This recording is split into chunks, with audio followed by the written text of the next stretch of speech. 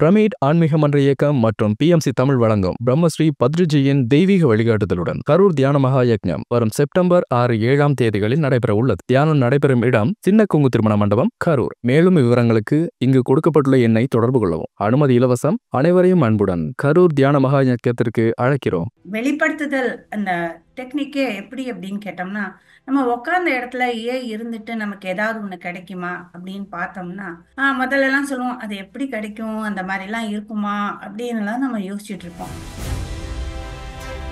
ஆனா அது உண்மையாக நமது வாழ்க்கையில அப்படி நடக்குமா அப்படின்னு பார்க்கும்போது இது நாள் வரைக்கும் நமக்கு தெரியாது அப்படிங்கிற மாதிரி தான் இருக்கு. அப்படிலாம் நம்மளால பண்ண முடியாது, நமக்கு அந்த மாதிரி எல்லாம் ஒரு ஆற்றலே கிடையாது அப்படின்னு நம்ம நினைச்சிட்டு இருந்தோம். நமக்கு அந்த சீக்கிரட்டை போய் சீக்கிரட்டா இல்லாம எல்லாருமே சொல்லித்தரக்கூடிய முறையில வந்திருக்கு.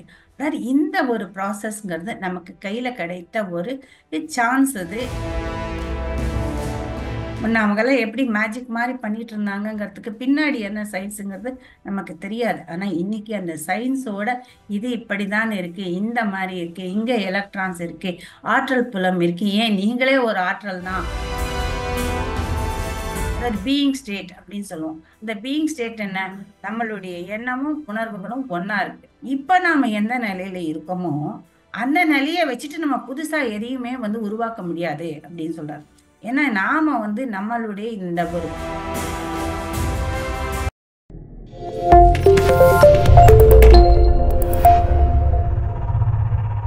அனைவருக்கும் என் அன்பான வணக்கங்கள். அதாவது இந்த வெளிப்படுத்துதல் அந்த டெக்னிக்கே எப்படி அப்படின்னு கேட்டோம்னா, நம்ம உட்கார்ந்த இடத்துல இருந்துட்டு நமக்கு ஏதாவது ஒண்ணு கிடைக்குமா அப்படின்னு பார்த்தோம்னா, முதல்ல எல்லாம் சொல்லுவோம் அது எப்படி கிடைக்கும், அந்த மாதிரி எல்லாம் இருக்குமா அப்படின்னு எல்லாம் நம்ம யோசிச்சுட்டு இருப்போம். ஏன்னா நாம சினிமால தான் பார்ப்போம், ஒரு மந்திரவாதி இது இப்படி பண்ணாருன்னா ஒரு பணம் வரும், ஒரு கிளி வரும், ஒரு குதிரை வரும், என்ன வேணா வரும். அந்த மாதிரி எல்லாம் அவர் பண்ணதை தான் நாம ஒரு சினிமால பார்த்துருக்கோம்.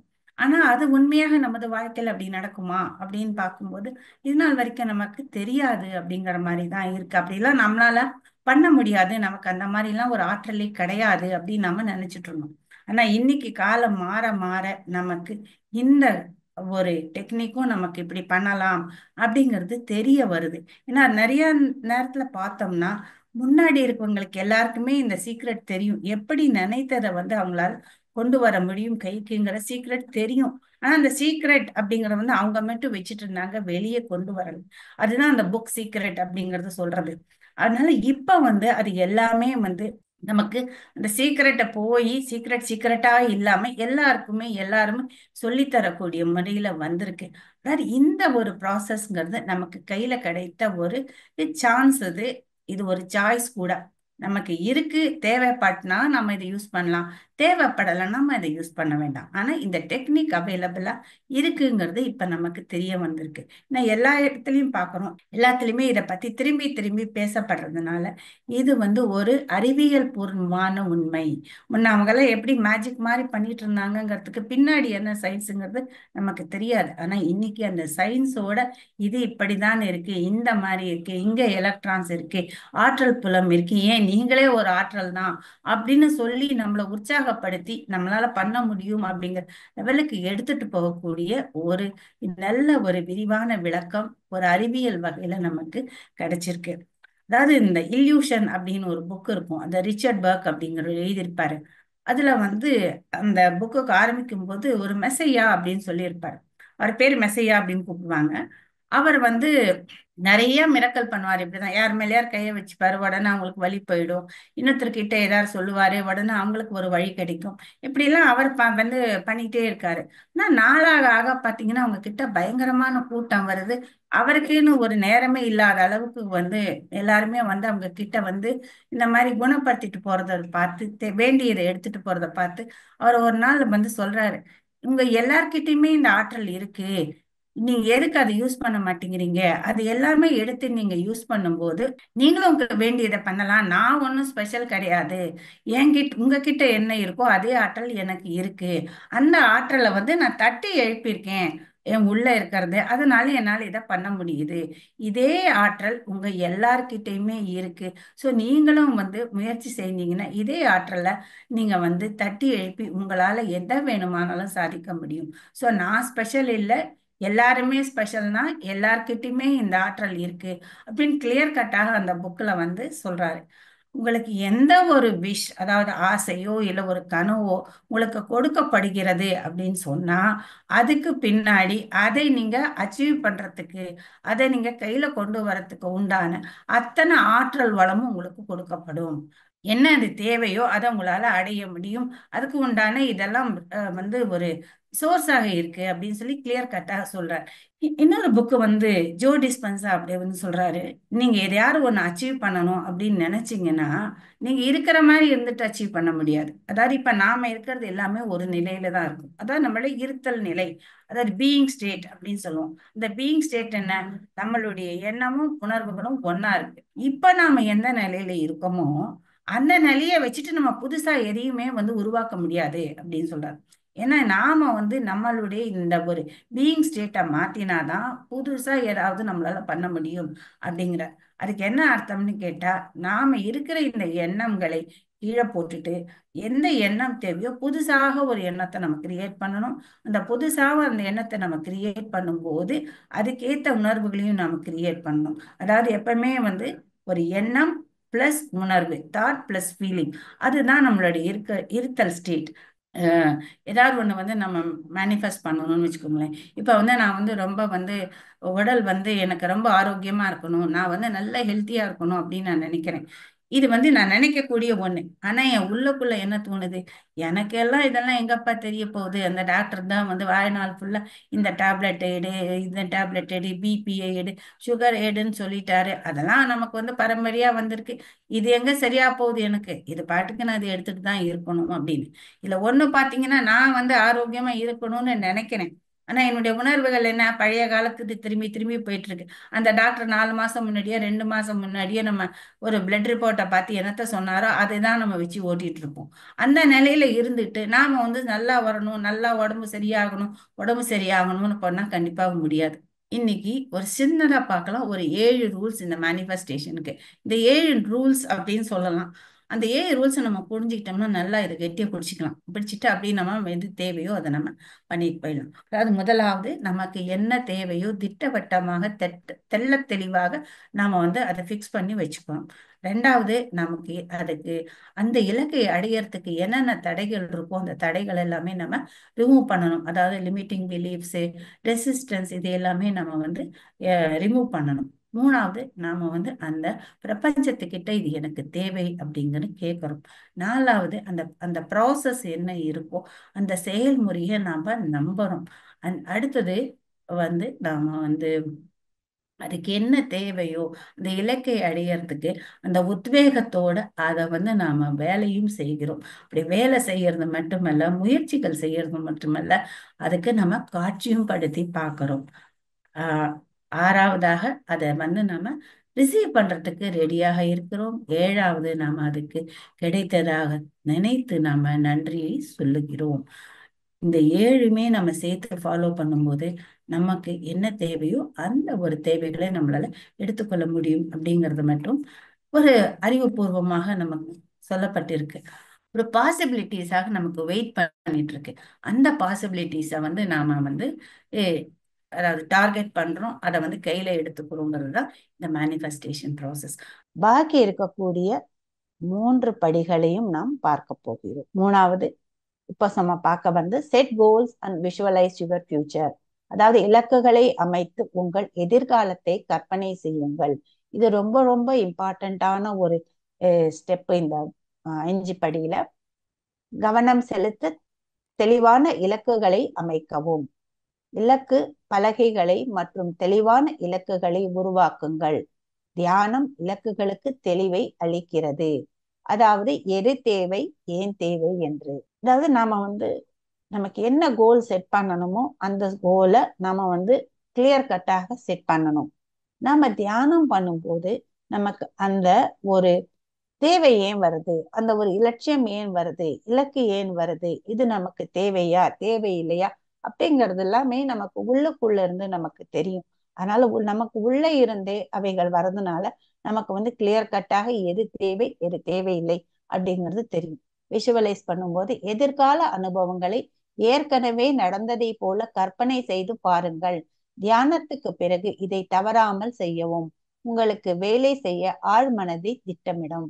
ஏன் இந்த விஷுவலைசேஷன் இவ்வளவு இம்பார்ட்டன்ட், கற்பனை எதுக்கு இம்பார்ட்டன்ட் அப்படின்னு நம்ம பார்த்தோம்னா, காட்சிப்படுத்துதல் எதுக்கு இம்பார்ட்டன்ட் அப்படின்னு பார்த்தோம்னா, அதை நாம காட்சிப்படுத்தும் போது நமக்கு உள்ள ஒரு திரைப்படமாக அதை நம்ம ஒன்றி போய் நாமும் அந்த திரைப்படத்துக்குள்ள இருக்கணும்.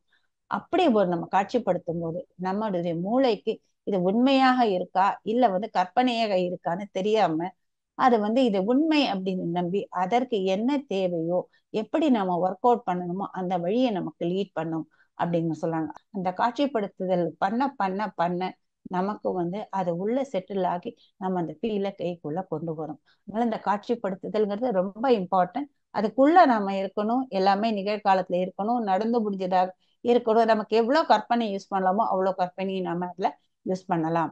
எவ்வளவுக்கு எவ்வளவு நம்ம துல்லியமா அதை வந்து நம்ம கற்பனை பண்றோமோ அவ்வளவுக்கு அவ்வளவு நம்மளால அந்த ஃபீலிங் வந்து நமக்கு கிடைக்கிறது மட்டுமல்ல, சீக்கிரமா நம்ம கிட்ட அந்த இதுவும் வருதுன்னு அறிவியல் முறை சொல்றது.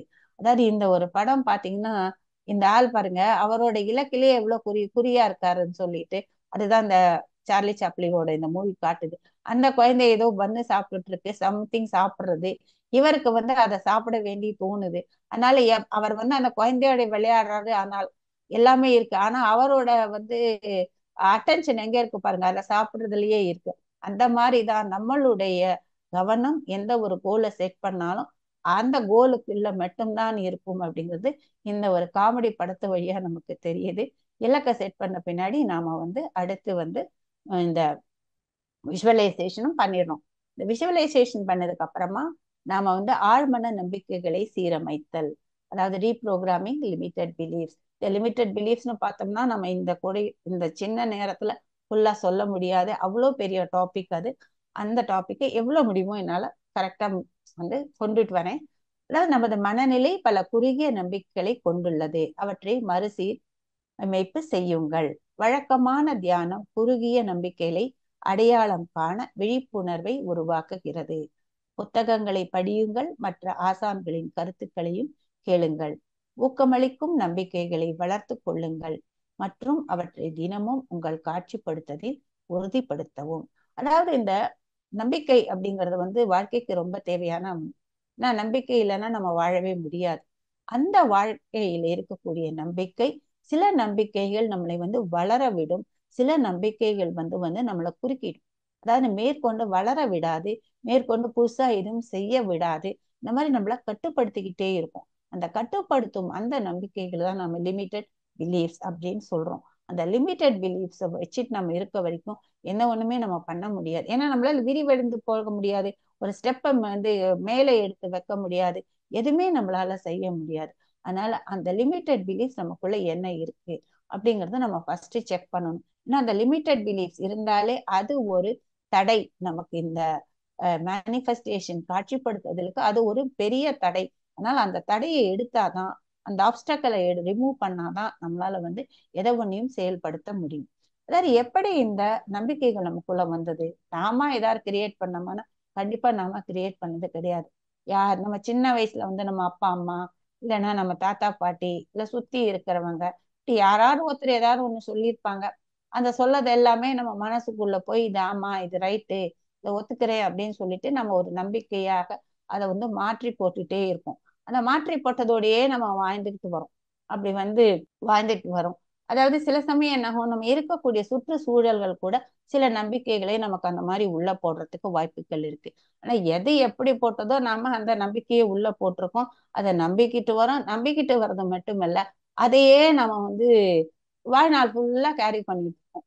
ஆனா எப்பவாவது ஒரு தடவை நமக்கு அந்த நம்பிக்கை இப்ப உபயோகம் உள்ளதா, இப்ப அது வந்து ரெலவெண்டா இருக்கா, இப்ப நமக்கு அது தேவையா, தேவையில்லைன்னா கீழே போட்டுடலாமே, புதுசா ஏதாவது நம்பிக்கையை வளர்த்துக்கலாமே அப்படிங்கிறத வந்து நம்ம அப்பப்ப செக் பண்ணணும். நமக்குள்ள இருக்கக்கூடிய நம்பிக்கைகளை அப்பப்ப நாம வந்து ஸ்பீட் பிரேக்கர் மாதிரியோ இப்போ நின்று அந்த இடத்துல இது ஸ்லோ பண்ணிட்டு இது எனக்கு தேவையா, யூஸ்ஃபுல்லா இருக்கா இல்லையா அப்படிங்கிறத பார்த்துட்டு தேவையில்லைன்னா அந்த நம்பிக்கைகளை வெளியே வச்சுட்டு நம்ம வந்து மேற்கொண்டு வெளியே போகணும்.